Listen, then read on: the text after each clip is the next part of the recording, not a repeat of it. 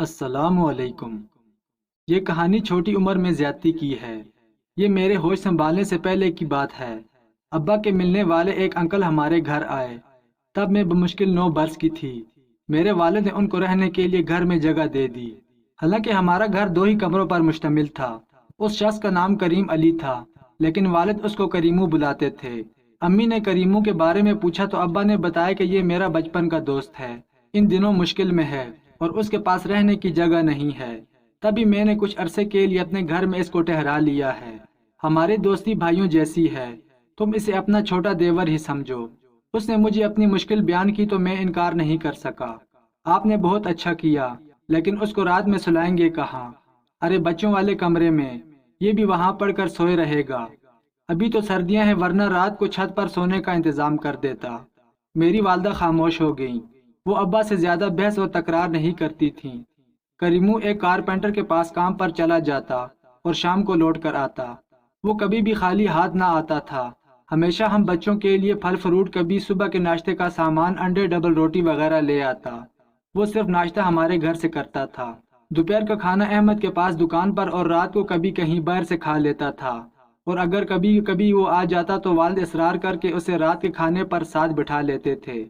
ہم سب بچے اس کو چچا کہتے تھے، کیونکہ والد کہتے تھے یہ مجھے سگے بھائیوں جیسا عزیز ہے۔ برے دنوں میں کریمو نے بھی ساتھ دیا۔ والد کی تنخواہ زیادہ نہ تھی، گھر کا گزارا بڑی مشکل سے ہو رہا تھا۔ تاہم کریمو کے آ جانے سے اب کچھ آسودگی ہو گئی تھی۔ خرچہ ختم ہو جاتا تو وہ اپنے پیسوں سے راشن لے آتا تھا۔ کبھی تیل، دال، چاول ختم ہو جاتے اسے پتہ چل جاتا، تب وہ چیزیں خرید کر لا دیتا اور رقم نہ لیتا۔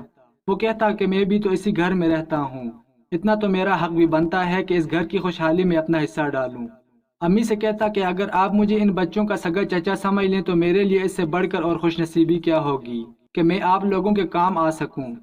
ان باتوں سے میری والدہ متاثر ہو گئی کہ کریمو واقعی ایک نیک دل اور اچھا انسان ہے۔ اگر ہم نے اس کو رہنے کے لیے جگہ دی ہے تو یہ بھی ہمارے احسان کا بدلہ چکانے کی پوری کوشش کرتا ہے۔ کوئی اگر کسی تنگ دست کی تنگ دستی کو آسودگی میں بدل دے تو ایسا آدمی کس کو برا لگتا ہے؟ دراصل کریمو کا کسی بات پر اپنے بھائی سے جھگڑا ہو گیا تھا، تبھی وہ سامان لے کر ابا کے پاس چلا آیا تھا۔ اب وہ اپنے بھائی کے گھر جا کر رہنے پر تیار نہ تھا۔ کریمو اپنی کمائی میں سے آدھی رقم ہمارے گھریلو اخراجات میں ملانے لگا تھا۔ تبھی مل جل کر اچھی گزر بسر ہونے لگی تھی۔ مالی لحاظ سے ہمارے والدین کو بھی سہولت ہو گئی۔ ہم کل 4 بہن بھائی تھے، سبھی مجھ سے چھوٹے تھے۔ یہ نادانی کا وقت تھا۔ مجھے کریمو چچا اچھے لگتے تھے۔ وہ پانی لانے کو کہتے یا کوئی کام کہتے تو میں دوڑ کر دیتی تھی، کیونکہ بچے کھانے پینے کے شوقین ہوتے ہیں، اور ہم کریمو کی دریا دلی سے بہت خوش رہتے تھے، جو ہمارے لیے تقریباً روز ہی بسکٹ، ٹافیاں اور کچھ ایسی چیزیں لاتے تھے جن کو بچے پسند کرتے ہیں۔ اماں بھی اعتراض نہ کرتی کہ وہ ان کو اپنے گھر کا ہی ایک فرد گردان چکی تھیں۔ ایک کمرے میں ہمارے والدین سوتے تھے، دوسرے میں ہم سب بچے زمین پر سو جاتے تھے۔ کمرے میں ایک ہی چارپائی تھی جو پہلے میری تھی، لیکن اب کریمو چچا کو مل گئی تھی۔ لیکن اب تو اس شخص کو چچا کہتے بھی مجھے شرم آتی ہے۔ اپنی زندگی پر بیتا یہ واقعہ میں اس لیے بتا رہی ہوں کہ وہ والدین جو غیروں پر بھروسہ کر لیتے ہیں، میری زندگی سے سبق حاصل کریں۔ دنیا میں کوئی کسی کا نہیں ہوتا۔ اپنے غیر تو بن سکتے ہیں، لیکن غیر اپنے نہیں بن سکتے۔ بچے دن بھر کھیل کود سے تھک ہار کر رات کو گہری نیند سوتے ہیں، ہم بھی فرش پر لائن سے بستر بچھا کر برابر سو جاتے تھے۔ میں اسکول جانے کے علاوہ امی کے کام بھی کرتی تھی، لہٰذا تھک جاتی تھی۔ رات کو پھر ایسی گہری نیند آتی کہ کسی بات کا ہوش نہ رہتا، اور ویسے بھی 4تھی کلاس کی بچی کو بھلا کس بات کا ہوش ہوتا ہے۔ کبھی جب میرے بہن بھائی سو جاتے رات کو، یہ شخص مجھے اٹھا کر اپنے ساتھ چارپائی پر لٹا لیتا۔ مجھے کسی بات کا مطلب سمجھ میں نہ آتا تھا۔ میں تو نیند میں ڈوبی ہوئی یا گہری غنودگی میں کبھی سو جاتی تھی، کبھی جاگ جاتی۔ پھر وہ مجھے پیسے، میٹھی گولیاں اور بسکٹ وغیرہ دے دیا کرتا، اور کہتا کہ کسی کو بھی رات کو بیتی ہوئی بات نہ بتانا۔ وہ نہ بھی کہتا تب بھی میں کسی کو کیا بتاتی، جبکہ میں خود بھی یہ بات اچھی طرح نہیں جانتی تھی کہ میرے ساتھ کیا ہو رہا ہے۔ وقت گزرتا گیا، یہاں تک کہ میں نے ہوش سنبھالا، تب بھی اس کی وہی حرکتیں کرتا پایا، مگر اب فرق یہ تھا کہ ساتھ میں وہ واہیات باتیں بھی شامل ہو گئی تھیں۔ وہ باتیں میری سمجھ میں آتی، کبھی نہ آتی۔ مجھے کبھی یہ خیال نہ آیا کہ یہ سب کچھ میرے حق میں برا ہے اور میں خسارے میں پڑتی جا رہی ہوں۔ ہم بچوں کے کمرے کے ساتھ تھوڑی سی زمین تھی۔ کریمو نے ابا کو صلاح دی کہ اگر تم برا نہ مانو تو اس جگہ پر 4 دیواری بنا کر چھت ڈلوا دوں۔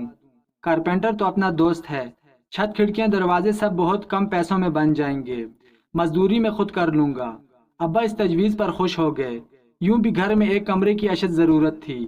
انہوں نے کہا کہ سر میں کڑوے تیل کی جگہ گھی پڑ جائے تو کیا برا ہے، بسم اللہ کرتے ہیں۔ دیکھتے ہی دیکھتے چند دنوں میں ایک چھوٹا سا کمرہ تیار ہو گیا۔ کریمو نے ہمارے کمرے کے درمیان دروازہ بنوا دیا تاکہ نیا کمرہ دوسرے کمرے سے جڑا رہے۔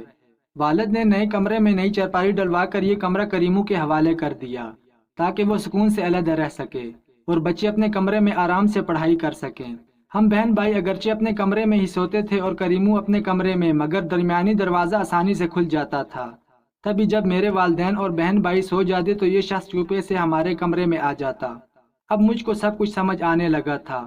میں اسے کہتی، کریمو چچا ہمارے کمرے میں رات کو نہ آیا کرو ورنہ میں اپنے ابا کو بتا دوں گی۔ تبھی وہ مجھے کہتا، چل جا، تیرا ابا کب تیری بات مانے گا، وہ تو میری بات کا یقین کرے گا کیونکہ میں اس کو اپنی آدھی تنخواہ دیتا ہوں۔ میں کہہ دوں گا کہ تم خود آتی ہو رات کو میرے پاس، مجھ سے طرح طرح کی چیزیں لانے کی فرمائش کرتی ہو، اور جب میں یہ فرمائش پوری نہیں کرتا تو تم غصے میں میری شکایت لگاتی ہو۔ میں دبک جاتی کیونکہ اس نے مجھے بہت ناسمجھی کی عمر سے ہی ڈرا دھمکا دیا تھا۔ میں اس سے ڈرتی تھی اور پھر میری ایک نہ چلتی تھی۔ 9 برس یہ شخص ہمارے ساتھ رہا اور اپنے معمول سے نہ ہٹا۔ ادھر میرے والدین اس کی خیر خواہی میں فکر مند رہتے تھے کہ کب تک کریمو کنوارا رہے گا، اب اس کی شادی کروا دینی چاہیے تاکہ اس کا گھر بھی بس جائے۔ ابا کے کہنے پر والدہ نے اس کے لیے شریک حیات کی تلاش شروع کر دی۔ بالآخر ایک جان پہچان کے متوسط گھرانے میں رشتہ ڈھونڈ لیا اور وہاں کریمو کا نکاح ہو گیا۔ شادی کے بعد کچھ دن تو وہ اپنی بیوی میں کھویا رہا اور پھر وہی پرانی روش دہرائی جانے لگی۔ جب اس کی بیوی میکے جاتی وہ ہمارے کمرے میں گھس آتا تھا۔ میں کسی کو کچھ بھی نہ بتا سکتی تھی، دل ہی دل میں جلتی کھڑکتی رہتی تھی۔ والدین نے تربیت ایسی کی تھی کہ کسی بات پر زبان کھولنا گردن زنی والی بات تھی۔ ابا سے بہت ڈر لگتا تھا کہ نہ جانے کیا کر گزریں گے۔ تب مجھ میں بھی اتنی ہمت نہ تھی کہ میں امی کو ہی بتا دیتی۔ کریمو سے میرا جھگڑا ہو جاتا تو وہ کئی قسم کی ڈراؤنی دھمکیاں دے کر مجھے چپ رہنے پر مجبور کر دیتا۔ وہ عمر میں مجھ سے بہت بڑا تھا، تبھی مجھ پر اس کا بہت روب تھا۔ میں پوری طرح اس کے دباؤ میں تھی۔ ایک دن اس نے ابا سے کہا کہ میرا استاد کام بہت لیتا ہے اور معاوضہ کم دیتا ہے، میں الگ سے دکان کرنا چاہتا ہوں تاکہ کچھ رقم اکٹھی ہو تو گھر لے سکوں۔ والد نے اپنے دوستوں سے قرض لیا اور کچھ اپنی جمع پونجی دے کر اس کو دکان کھول دی۔ وہ چند ماہ میں ہی سارا مال ختم کر کے چلتا بنا۔ وہ تو چلا گیا لیکن اس کی وجہ سے میرا ضمیر مجھے ملامت کرتا رہا اور میرا خیال کہیں ہوتا تھا کام کہیں۔ عجیب خپتی ہو گئی تھی۔ سہیلیاں میری حالت دیکھ کر کھڑتی وہ مجھ سے پوچھتی تھی کہ تم کن خیالوں میں کھوئی رہتی ہو۔ انہیں کیا معلوم کہ مجھ کو اپنی اس داغداری کا غم ہے جس کو ایک ظالم تار تار کر گیا ہے۔ میں امتحان میں بھی اسی وجہ سے کامیاب نہ ہو سکی۔ وہ شخص تو جا چکا تھا اور میری سنہری عمر بھی میلی بو بن کر نکل چکی تھی، مگر دل کی خلش ہے کہ ختم نہیں ہوتی۔ اس کے بعد جتنے بھی حادثے میری زندگی میں ہوئے اسی شخص کو ہی اس کا ذمہ دار سمجھتی ہوں۔ اس کے چلے جانے کے بعد احساس ضیاء میں اس بری طرح گرفتار ہوئی کہ ہر وقت کھوئی کھوئی رہنے لگی۔ سوچ سوچ کر دماغ معاف ہو گیا تھا کہ اس گندے انسان کو کیسے موت کے گھاٹ اتاروں۔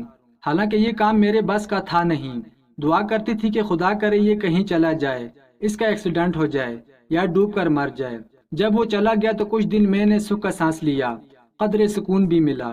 میں اپنے کزن نعمان کو بھی بہت چاہتی تھی، لیکن اس کے ساتھ مجھے اس بات کا بھی شدید احساس تھا کہ میں اس کے قابل نہیں ہوں۔ ایک عرصے تک بس چپکے اس سے محبت کرتی رہی، اور میری بد نصیبی دیکھیے کہ جب وہ خود میرا بن جانے پر راضی ہوا تو میں نے خود ہی انکار کر دیا۔ یہ انکار کرتے وقت میرے دل پر تو قیامت گزر گئی، لیکن اس کے سوا کوئی چارہ نہ تھا۔ انہوں نے میرا رشتہ میرے والدین سے مانگا تھا۔ ہمارے درمیان محبت کا کوئی چکر نہ تھا، مگر نعمان بھی مجھے پسند کرتا تھا اور اس کی دلہن بننا تو میرا سب سے خوبصورت خواب تھا۔